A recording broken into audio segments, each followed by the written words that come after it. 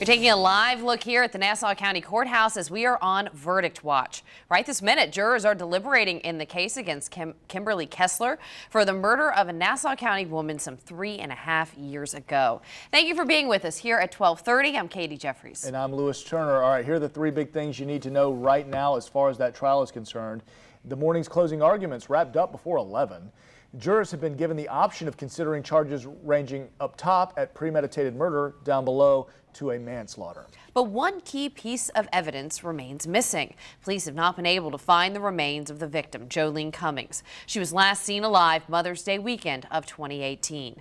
We do have live team coverage tracking the deliberations in this case. On your side's Leah Shields has been in court for the last 4 days of this trial. And Leah, you know, about a half hour ago you were reporting this is going by so quickly that maybe we could hear something this afternoon, you think?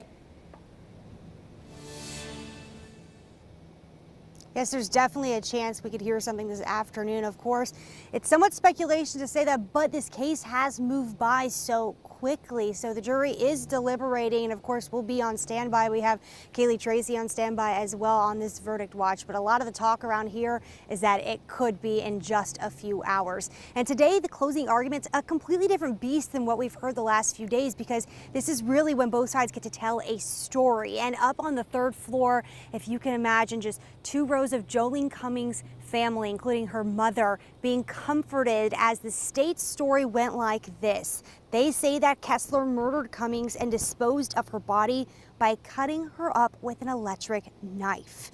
The state's timeline begins April 30th, 2018, when they say Kessler's internet search history shows premeditation by searching phrases like coworker guilty of murder, missing person not found. The state says this was her way of planning what to do. May 11th, the day before Cummings disappeared, state says Cummings told Kessler that she was fake and that she didn't like her.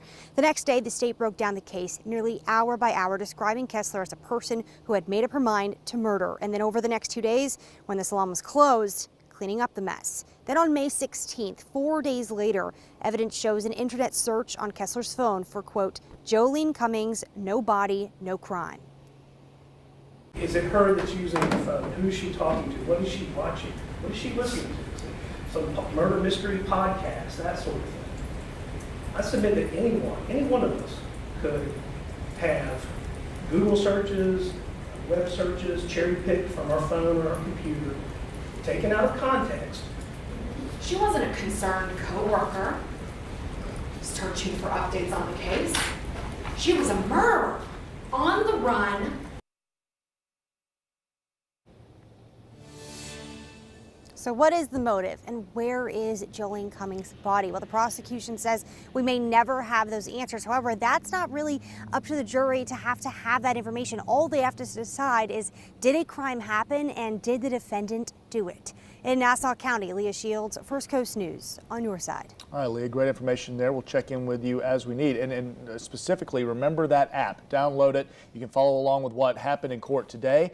You can follow along from the trial from the very beginning. But most importantly, when a verdict is ready, we will send an alert directly to your phone so you're ready and raring to go and can have that.